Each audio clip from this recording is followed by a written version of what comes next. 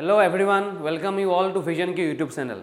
So আজি মই লৈ আহিছোঁ APSC এক্সামৰ কাৰণে কিছুমান ইম্পৰ্টেণ্ট কুৱেশ্যনছ। এইবিলাক প্ৰশ্ন খুবেই ইম্পৰ্টেণ্ট হ'ব আপকামিং APSC এক্সামৰ কাৰণে, লগতে বিভিন্ন ষ্টেট লেভেল এক্সামতো এইখিনি প্ৰশ্ন সহায় কৰিব আপোনালোকক।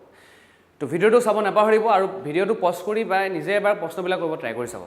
তেতিয়া মানে গম পোৱা যাব যে কি প্ৰব্লেমত বা কি টপিকত আপোনালোকৰ প্ৰব্লেম পাই আছে। যেহেতু এক্সামটো আহি পৰিছে, অ'কে, তো এইখিনি প্ৰশ্ন ডিছকাছ কৰিলে আৰু নিজে কৰিব ট্ৰাই কৰি চাব যাতে গম পাই যায় যে এক্সামত কেনেকুৱা ধৰণৰ প্ৰশ্ন এক্সামত আহিব পাৰে। তো ভিডিঅ'টো আৰম্ভ কৰি দিম আৰু ইয়াত ডিছকাছ কৰিম মই top 10 questions for the upcoming APSC exam, okay. তো আমি চাম আজি ছেশ্যনটোৰ ফাৰ্ষ্ট কুৱেশ্যনটো, এইটো হ'ল কুৱেশ্যন নম্বৰ 1। তো বেছি ভাল হ'ব যদি ভিডিঅ'টো পজ কৰি এবাৰ নিজে কৰিব ট্ৰাই কৰি চাই। চ' কি কৈছে কুৱেশ্যনটোত? The composite number that will divide the sum of the first 12 natural numbers is কিমান? তো কি ওলাব দিছে? এটা কম্প'জিট নাম্বাৰ হ'ব যোনটো নাম্বাৰে ডিভাইড কৰি দিব sum of the first 12 natural numbers. প্ৰথম 12টা নেচাৰেল নাম্বাৰ যোনটো ছাম হয় সেই ছামটো কোনটো নাম্বাৰে ডিভাইড কৰিব সেইটো ওলাব লাগে, ঠিক আছে। তো এইটো প্ৰশ্ন কৰিবলৈ হ'লে ফাৰ্ষ্ট জানিব লাগিব যে প্ৰথম 12টা নেচাৰেল নাম্বাৰৰ ছামটো কেনেকৈ ওলাম। তো তাৰ যোনটো ফৰ্মুলা হয়তো কি হয়, ধৰা 1 + 2 + 3 টিল n, মানে প্ৰথম nটা নেচাৰেল নাম্বাৰৰ যোনটো ছাম হয় তাৰ ফৰ্মুলাটো হয়, এইটো মনত ৰাখি ল'বা, ইম্পৰ্টেণ্ট হয়, n × n + 1 / 2, ঠিক আছে। এক্সামত এই ফৰ্মুলাবিলাকৰ ওপৰত কেতিয়াবা এক্সামত কুৱেশ্যন অহা দেখা যায়, বা এই য'ত ছাম থাকিব তাত এভাৰেজখিনি ইম্পৰ্টেণ্ট হ'ব, ঠিক আছে। তো ইয়াত ছামটো ওলাব লাগে, তো ওলাব কি লাগে? প্ৰথম 12টা নেচাৰেল নাম্বাৰৰ ছাম। তো ইয়াত n কিমান বহাব লাগিব মই? 12, অ'কে। ইয়াত n 12টো বহাই দিয়া। চ' 12 × 12 + 1 মানে 13 / 2, অ'কে। চ' 2 × 6 = 12, তো 6 × 13 আহি যাব তোমাৰ 78।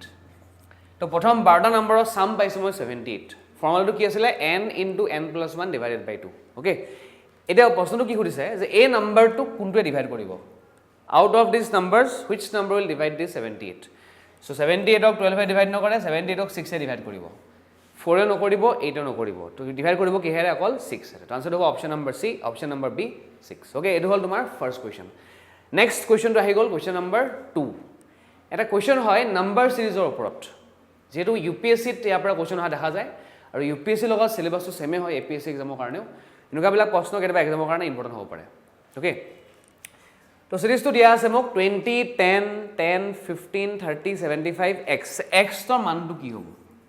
ওলাব লাগে এক্সৰ মানটো কি হ'ব, অ'কে। তো কেনেকৈ ওলাম? ফাৰ্ষ্ট চাব লাগিব যে কেনেকৈ বাঢ়িছে বা কেনেকৈ চেঞ্জ হৈ আছে। চোৱা, 20ৰ পৰা 10 হৈ গৈছে মানে হাফ হৈ গুচি গৈছে, বা 0.5 দি মাল্টিপ্লাই কৰি দিয়া 10 পাই যাবা। 10ৰ পৰা আকৌ 10এ হৈ আছে মানে × 1 হৈ গুচি গৈছে, হয়নে? আকৌ 10ৰ পৰা 15 হৈ গৈছে মানে × 1.5 হৈ গৈছে, ঠিক আছে। মানে × 0.5 × 1, নেক্সট × 1.5, নেক্সট × 2 হৈ আছে 2, বিকজ উই ন' 15 × 2 30 হয়। আকৌ 30 পৰা 75 হওঁতে আকৌ × 2.5 হৈছে, হয়নে? আৰু 75ৰ পৰা কি মাল্টিপ্লাই কৰিব লাগিব? 3 কৰিব লাগিব, বিকজ 0.5কে বাঢ়ি গৈ আছে। × 0.5, নেক্সট 1, আকৌ × 1.5, নেক্সট 2 আহি গৈছে, অ'কে। তো নেক্সটটো কেনেকৈ ওলাম? এই 75 লগত 3 মাল্টিপ্লাই কৰি দিবা। তো 75 × 3 কি হৈ যাব? 225 ইজ দ্য ৰাইট আনচাৰ। আনচাৰটো হ'ব অপশ্যন নম্বৰ ডি, 225। তো ফাৰ্ষ্ট নৰ্মেলি আমি কি চাওঁ? ডিফাৰেঞ্চটো চেক কৰি চাব লাগিব, কিন্তু ডিফাৰেঞ্চটো ওলাই চালে গম পাবা যে কোনো পেটাৰ্ণ নাই ইয়াতে। চ' ডিফাৰেঞ্চ নহ'লে কি হ'ব লাগিব? ইনটু হ'ব লাগিব, হয়নে? ফাৰ্ষ্ট কমিছে আকৌ বাঢ়ি গৈছে, ঠিক আছে। তো এইটো হ'ল কুৱেশ্যন নম্বৰ 2, অ'কে। নেক্সট আমি চাম কুৱেশ্যন নম্বৰ 3 কি হয়। এটা কুৱেশ্যন হয় এভাৰেজ টপিকৰ ওপৰত। চোৱা কি কৈছে, there are 3 members in a family, the average age of father and mother is 40 years। মানে ফাদাৰ আৰু মাদাৰৰ এভাৰেজ দিয়া আছে মোক 40 years। তো সদায় মনত ৰাখিবা এভাৰেজ দিয়া থাকিলে সদায় কি ওলাব লাগিব? এভাৰেজৰ ফৰ্মুলা কি আছিলে? Sum by number of observations, okay. তো এভাৰেজ দিয়া থাকিলে সদায় ছামটো ওলাব লাগিব। তো ছাম ওলাবৰ কাৰণে ফৰ্মুলা হ'ব তোমাৰ এভাৰেজ × n। তো সদায় মনত ৰাখি ল'বা যে ছাম ওলাব লাগিবই যদিহে মোক প্ৰশ্নত এভাৰেজ দিয়া থাকে, ঠিক আছে। তো এতিয়া এভাৰেজ কাৰ দিয়া আছে? ফাদাৰ আৰু মাদাৰৰ দিয়া আছে। তো মই ছামটো কাৰ পাম? ফাদাৰ আৰু মাদাৰে ছামটো পাই যাম, মানে sum of the age of father আৰু মাদাৰ, মানে ফাদাৰ প্লাছ মাদাৰ পাই যাম। কিমান আহিব? এভাৰেজ × n আহি যাব 80 years, অ'কে। বুজি পাইছা সকলোৱে? কি পাইছোঁ? ফাদাৰ প্লাছ মাদাৰ পাইছোঁ, হয়নে? নেক্সট দিয়া আছে, চোৱা কি কৈছে, the average age of father mother and daughter is 30 years। 30 years হ'ব লাগিছিলে, হা, এইটো হ'ব 30 years, okay. The average age of father mother and daughter is 30 years, okay. তো এইটো কাৰ সাম পাম মই এইটো পাম ফাদাৰ মাদাৰ ডটাৰৰ সাম মানে father plus mother plus daughter তিনিওটাক যোগ কৰিলে কিমান এজ পায় বা কিমান বয়স পাম কেনেকৈ ওলাম same concept average into n average দিয়া আছে মোক 30 আৰু n দিয়া আছে 3 ওকে এটা হৈ যাব তোমাৰ 90 ইয়াৰ্স বুজি পাইছা তো ফাদাৰ আৰু মাদাৰ যোগ কৰিলে 80 ইয়াৰ্স আহে আৰু ফাদাৰ মাদাৰ ডটাৰ যোগ কৰিলে 90 ইয়াৰ্স আহে তো ইয়াৰ এই দুটাৰ পৰা মই কি ওলাব পাৰিম এজ অফ দ্য ডটাৰ যোনটো লাভ দিছে মোক ঠিক আছে লাভ লাগে এজ অফ দ্য ডটাৰ কিমান কেনেকৈ পাম এই ডাঙৰটোৰ পৰা সৰুটো মাইনাছ কৰি দিয়া হয়নে সো 90 - 80 আহি যাব তোমাৰ হাতত 10 ইয়াৰ্স তো আনসাৰ হ'ব অপচন নম্বৰ সি 10 ইয়াৰ্স ক্লিয়াৰ হৈছে না বুজি পাইছা ঠিক আছে ওকে নেক্সট আমি আগবাঢ়ো কোৱেশ্চন নম্বৰ 4 টো লৈ বদমাছ ৰুলৰ ওপৰত কোৱেশ্চন এক্সামত খুব আহে মানে কোৱেশ্চনটো হয় সিম্পলিফিকেশন আমি কৰিব লাগিব ইউজ অফ বদমাছ ৰুল হয়নে ফাৰ্স্ট ব্ৰেকেট কৰিব লাগিব দেন অফ কৰিব লাগিব মানে ইনটু কৰিব লাগিব দেন ডিভাইড মাল্টিপ্লাই এডিশন আৰু সাবট্ৰেকশন ওকে চোৱা কি কৰিব লাগিব ফাৰ্স্ট ব্ৰেকেটটো কৰিব লাগিব ব্ৰেকেট কোনটো কৰিব লাগিব এই স্মল ব্ৰেকেটটো ফাৰ্স্ট কৰিব লাগিব এই স্মল ব্ৰেকেটটো কি হ'ব 10 - 4 কিমান 6 and 6 + 3 9 মানে এই গোটেই পাৰ্টটো পুৰা 9 পাই যাবা এই গোটেই পাৰ্টটো পুৰা মই কিমান পাই যাম 9 পাই যাম ঠিক আছে তো বহাই দিয়া 22 মাইনাস ডাঙৰ ব্ৰেকেট আৰম্ভ কৰি দিয়া 9 মাইনাস এগেইন সৰু মিডল ব্ৰেকেট 6 মাইনাস এই গোটেই পাৰ্টটো পুৰা 9 পাই গৈছো হয়নে 9 then close the bracket ঠিক আছে divided by 2 into 3 এটো প্ৰশ্ন হয় ঠিক আছে এতিয়া সৰু ব্ৰেকেটটো কৰাৰ পিছত ফাৰ্স্ট এই ব্ৰেকেটটো কৰাৰ পিছত নেক্সট কৰিব লাগিব এই মাজৰ ব্ৰেকেটটো মানে মাজৰ ব্ৰেকেটটো মানে কোনটো a2 তো 6 - 9 এই পাৰ্টটো পৰা আহি গল -3 এটা আহি গল কিমান -3 and 9 - 3 এটো হৈ যাব 9 + 3 তো কি হৈ যাব 22 মাইনাস এটো হ'ব 9 + 3 12 divided by 2 আছে লগত into 3 আছে বুজি পাইছা ব্ৰেকেট কৰাৰ পিছত অফ টু ইয়াত নাই দেখা পাইছে অফ কোটো নাই যদি অফ নাই নেক্সট চাব লাগিব ডিভাইড আছে নেকি ইয়াত ডিভাইড আছে ইয়াত তো নেক্সট কৰিব লাগিব ডিভাইড আফটাৰ ডিভাইড নেক্সট কি কৰিব লাগিব মাল্টিপ্লিকেশন হয়নে তো মাল্টিপ্লাই কৰি দিয়া 22 মাইনাস 6 into 3 হ'ব তোমাৰ 18 আৰু লাষ্ট থাকি যাব আমাৰ আনসাৰটো 4 আনসাৰ হ'ব অপচন নম্বৰ বি এই বদমাছ ৰুলবিলাক ক্লিয়াৰ ৰাখিবা হা কেতিয়াবা কি হয় এক্সামত ডাইৰেক্ট প্ৰশ্ন আহে বা কেতিয়াবা বেলেগ প্ৰশ্নত এপ্লাই কৰিবলগীয়া হয় সেইকাৰণে ইম্পৰ্টেণ্ট হয় ঠিক আছে ও নেক্সট আমি চাম কোৱেশ্চন নম্বৰ 5 টো যদি x + y whole square p হয় আৰু যদি x - y whole square q হয় তেনেহলে p - q ভ্যালুটো কিমান হ'ব ওকে ওলাব কি লাগে p - q এটো ওলাব লাগে ন ওকে p মানে কি দিয়া আছে x + y হোল স্কয়াৰ তো p জায়গাত কি বহাব লাগিব আমি x + y হোল স্কয়াৰ বহাব লাগিব ঠিক আছে মাইনাস q ভ্যালু কিমান দিয়া আছে মোক q দিয়া আছে x - y হোল স্কয়াৰ তো q জায়গাত কি বহাব লাগিব x - y হোল স্কয়াৰ বহাই দিবা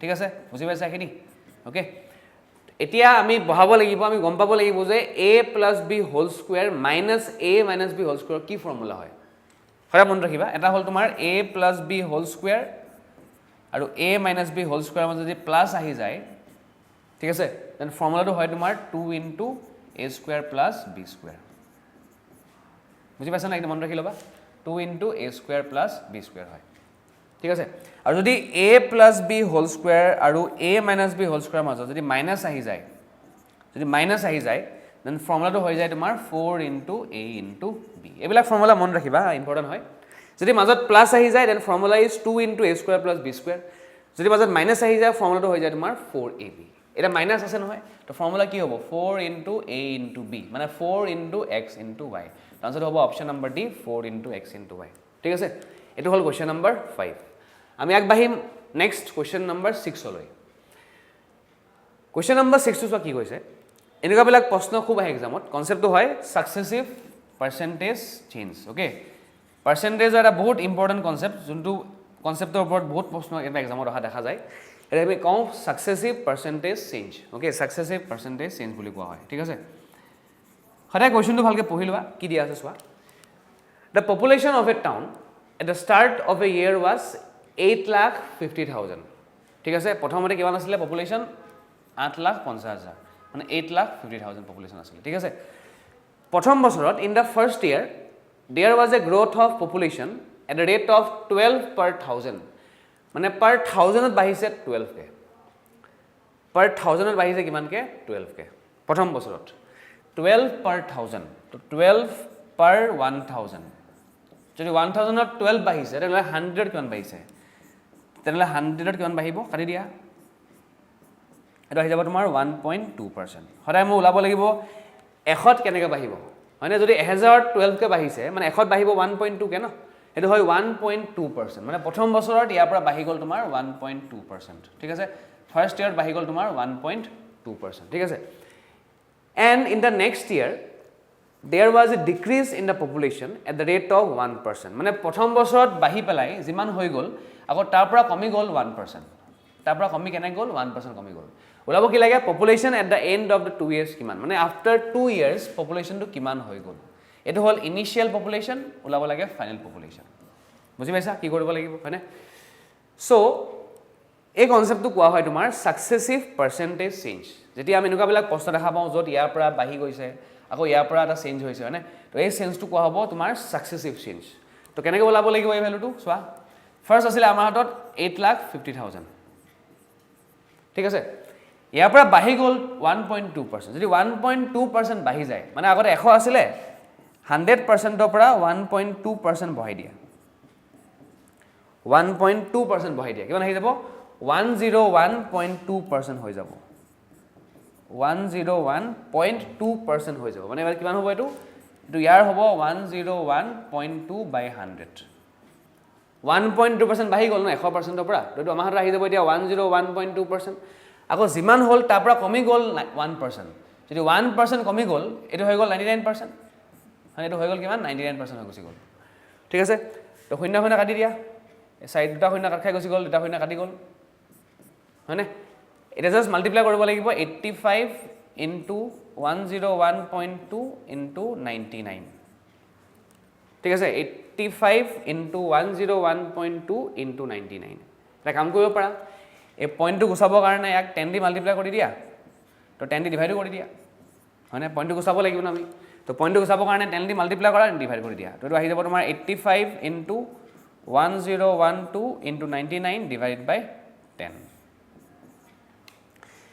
5 into 2 10 আহি যাব হয়নে 5 into 2 10 পাই যাব মানে এই 10 লগত 10 টো কাট খাই যাবগে তো ইয়াৰ পৰা সলভ কৰি পেলাই তুমি আনসাৰটো পাই যাবা তো মই বিচাৰিম যে এই আনসাৰটো নিজে কৰিব ট্ৰাই কৰি চাও তোমালোকে ঠিক আছে I am giving this as a homework আৰু কমেন্টত জনাব নাপাহৰিবা আনসাৰটো হা তো বুজি পাইছা এনেকুৱাবিলাক প্ৰশ্ন খুব ইম্পৰ্টেণ্ট হয় হা কনসেপ্টটো হয় তোমাৰ সাকসেসিভ পাৰ্সেন্টেজ চেঞ্জ এটা নম্বৰৰ পৰা এটা এবাৰ চেঞ্জ হ'ল আইদাৰ ইনক্ৰিজ বা ডিক্ৰিজ যিমান হ'ব আকৌ তাৰ পৰা কমি যাব বা তাৰ পৰা বাঢ়ি যাব আমি এটো কওঁ successive change okay next question number 7 টো চাবা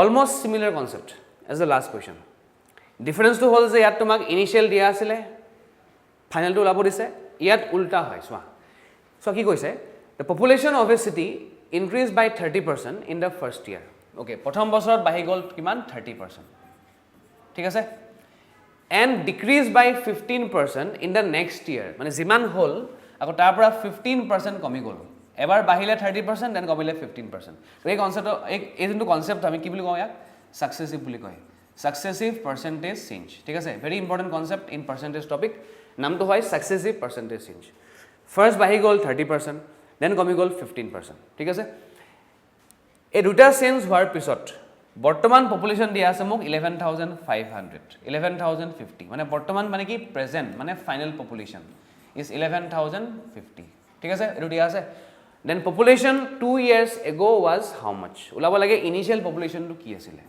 মানে x ওলাব লাগে বুজি পাইছা ইনিশিয়ালটো কি আছিল ওলাব লাগে তো সেম টেকনিক এনেকৈ ওলাব ট্ৰাই কৰা এনেকৈ বনাব ট্ৰাই কৰা ধৰা এটো x আছিল x ৰ পৰা বাঢ়ি গ'ল 30% যদি এটো আছিলে 100% এটো হৈ গ'ল 130% তো হোৱাট ইজ 130% 130 upon 100 হয় না যিমান হ'ল আকৌ তাৰ পৰা কমি গ'ল 15% যদি ইয়াৰ পৰা 15% কমি গ'ল থাকিলে কিমান 85% হয় না তো 85 by 100 লিখি দিয়া এন্ড এটো বুজাই আছে ইকুৱেল টু 11,050 এটো আৰু হয় না তো কেতিয়াবা মোক এটো লাভ দিয়ে এটো দিয়া থাকে এটো লাভ লাগে বা কেতিয়াবা এটো দিয়া থাকে এটো লাভ লাগে এটোৱে ঠিক আছে যিখিনি কমন যে কাটি দিয়া তো শূন্য শূন্য কাটি দিলা হয় না শূন্য শূন্য কাটি দিলা নেক্সট চাব লাগিব যে এই নাম্বাৰটো কিহে ডিভাইড যায় ওকে 5 দি কাটি দিয়া 5 17 যা 85 5 2 যা 10 তো এটা এই চাব লাগিব যে এই নাম্বাৰটো কিহে ডিভাইড যাব এই নাম্বাৰটোক ডিভাইড যাব 79 নে এই নাম্বাৰটো ডিভাইড যাব তোমাৰ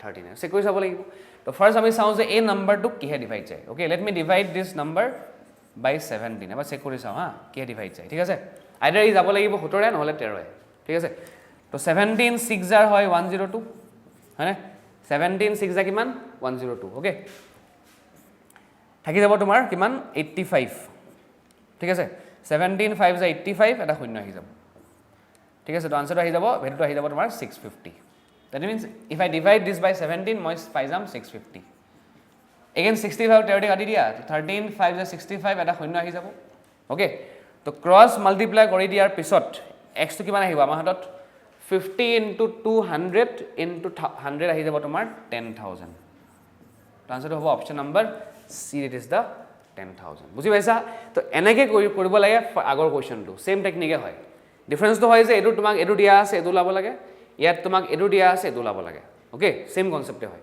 ওকে নেক্সট আমি আগবাঢ়িম last 3 questions question number 8 9 and 10 এটা সব কোৱেশ্চন নম্বৰ 8 টো সব কি কৈছে কোৱেশ্চনটো ভালদৰে পঢ়ি লবা সদায় সো কি কৈছে two small circular grounds of diameter 42 meter and 26 meter are to be replaced by a bigger circular ground দুখন গ্ৰাউণ্ড দিয়া আছে there are two small grounds ঠিক আছে ইয়াৰ ডায়ামিটাৰ 42 সো ডায়ামিটাৰৰ কোনো কাম নাই হা মন ৰাখিবা ডায়ামিটাৰৰ কোৱেশ্চনটোৰ কোনো কাম নাই কামত কি হয় সদায় ৰেডিয়াছটো লাগে এই যে ৰেডিয়াছ হয় লাগে মোক ধৰা ইয়াৰ ৰেডিয়াছটো ধৰি লৈছো r1 ইয়াৰ ৰেডিয়াছটো ধৰি লৈছো মই r2 ডায়ামিটাৰটো কিয় দিয়া আছে মোক ৰেডিয়াছটো লাভ কাৰণে ৰেডিয়াছটো কি হয় হাফ অফ ডায়ামিটাৰ তো ইয়াৰ ডায়ামিটাৰটো হয় 42 ৰেডিয়াছটো কি হ'ব 42 ডিভাইড বাই 2 21 ইয়াৰ হ'ব 26 ডিভাইড বাই 2 13 তো ইয়াৰ ডায়ামিটাৰ 20 ইয়াৰ ৰেডিয়াছ 21 ইয়াৰ ৰেডিয়াছ 13 বুজি পাইছা না এৰখনক ৰিপ্লেস কৰিব লাগে বাই এ বিগাৰ সাৰ্কুলাৰ গ্ৰাউণ্ড মানে এৰখনক ৰিপ্লেস কৰিব লাগে with a bigger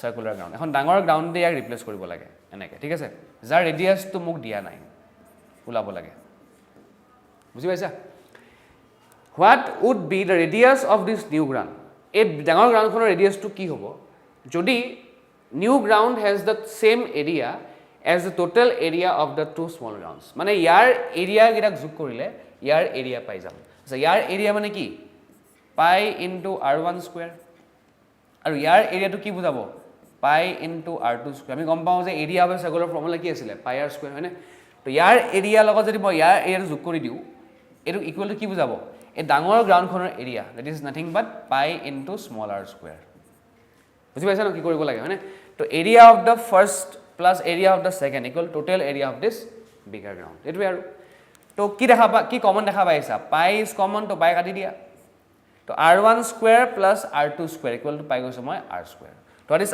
r1 21 square what is r2 13 square equal to কি পাই আছো আমি r square okay তো 21 square to মন ৰাখি লবা it is 441 plus 13 square to হয় তোমাৰ 169 equal to আহি গল তোমাৰ r square okay তো ইয়াৰ পৰা r square to কিমান আহি যাব কৰিছোচোন বাৰু 9 plus 1 10 ইয়াত এক আহি গল হয়নে 1 plus 4 5 5 plus 6 11 ইয়াত এক আহি গল তো 5 plus 1 আহি গল তোমাৰ 6 ঠিক আছে তো 500 আৰু 100 আৰু 10 আহি যাব 610 তো r স্কয়াৰ টো পাই গৈছো মই 610 r স্কয়াৰ is 610 ওকে তো r টো কি হ'ব ইয়াৰ স্কয়াৰ ৰুট অফ ইমান মিটাৰ হ'ব বুজি পাইছা এই নাম্বাৰটো কোনো স্কয়াৰ নাম্বাৰ নহয় মানে এটো অপচন হ'বই নোৱাৰে এটো অপচন হ'বই নোৱাৰে থাকিলে কি অপচন নাম্বাৰ বি নহলে সি ইয়াৰ আছে 24 পইণ্ট সামথিং ইয়াৰ আছে 25 পইণ্ট সামথিং আমি চাব লাগিব যে ইয়াৰ ওচৰত কোনটো স্কয়াৰ নাম্বাৰ আছে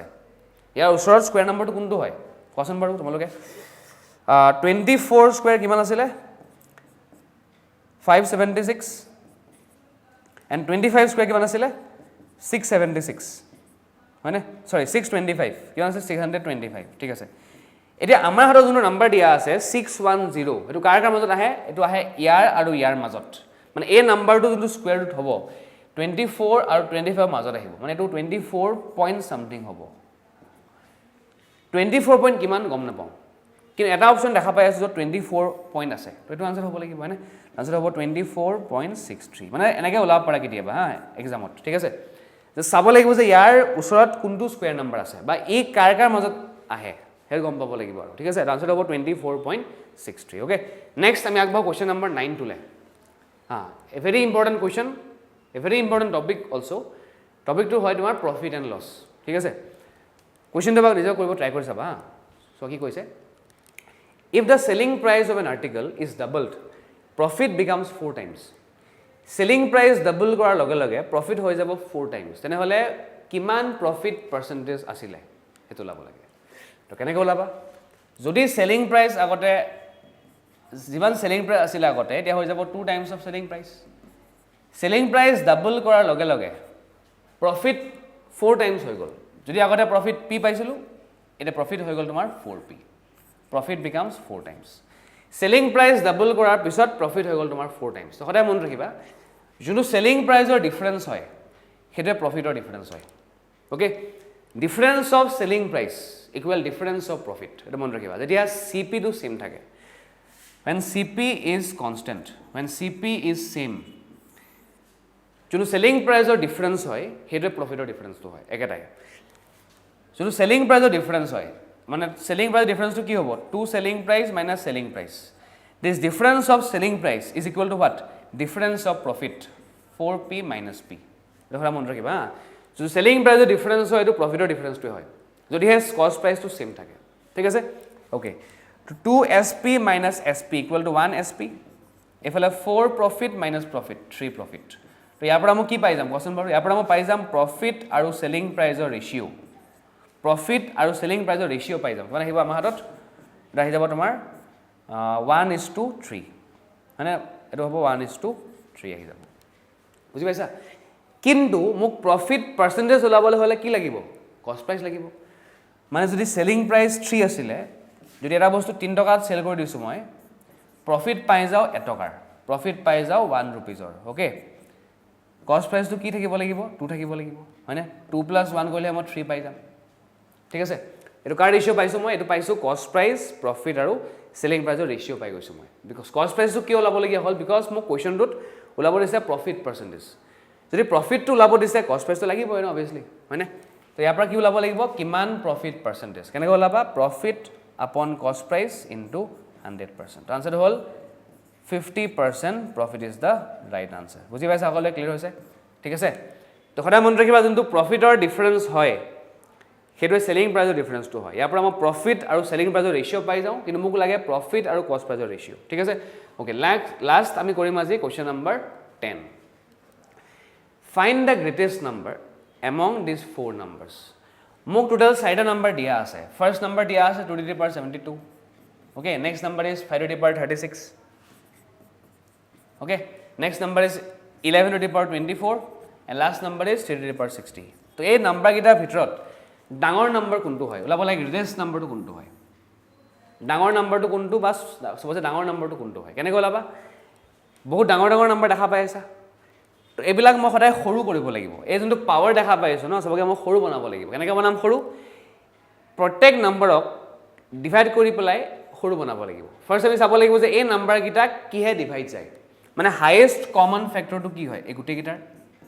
হায়েষ্ট কমনটো হয় তোমাৰ 12, অ'কে। 12টো গোটেইকেইটা ডিভাইড যায়, এই গোটেই নাম্বাৰকেইটাক 12 ডিভাইড কৰি দিয়া। তো if I divide this 72 by 12 থাকি যাব কিমান, 6, অ'কে।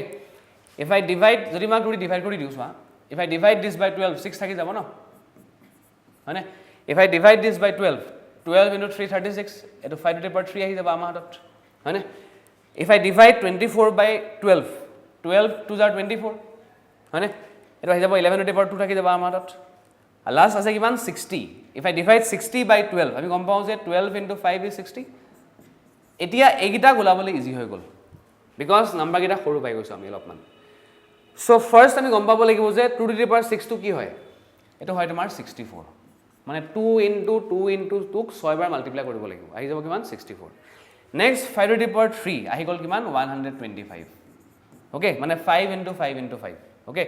11 স্কুৱেৰ মানে কিমান, 121, অ'কে। 3 to the power 5 মানে 3 into 3 into 3 into 3 into 3, এইটো হয় কিমান আহিব আমাৰ হাতত, 243, ঠিক আছে। এতিয়া আউট অফ দিছ 4 নাম্বাৰ ডাঙৰটো কোনটো হয়, 243 হয়, মানে এই নাম্বাৰটো ডাঙৰ হয়। Option number D is the right answer. বুজি পাইছে কি কৰিলোঁ, যদি সৰুটো ওলাব দিয়ে এইটো হ'ব স্মলেষ্ট, মানে এইটো নাম্বাৰ স্মলেষ্ট হ'ব, তেতিয়া এইটো স্মলেষ্ট হ'ব, এইটো লাৰ্জেষ্ট হ'ব ওলাব লাগে লাৰ্জেষ্টটো তো আনচাৰ হ'ব অপশ্যন নম্বৰ ডি 3/60 বুজি পাইছা ন তো এনেকুৱা ডাঙৰ নম্বৰ থাকিলে সদায় সৰু কৰি ল'বা সদায় ডিভাইড কৰি পেলাই সৰু বনাই দিবা যাতে প্ৰশ্নবিলাক কৰিবলৈ ইজি হৈ যায় তো এইখিনি আছিলে মোৰ আজি ভিডিঅ'টো 10টা ইম্পৰ্টেণ্ট কুৱেশ্যন চ' এইখিনি প্ৰশ্ন ইম্পৰ্টেণ্ট হ'ব আপকামিং ADRE এক্সামৰ লগতে APSC এক্সামৰ কাৰণেও ঠিক আছে এনেকুৱা ভিডিঅ' আৰু আমি আকৌ লৈ আহিম লগ পাম নতুন ভিডিঅ' এটাত till then thank U all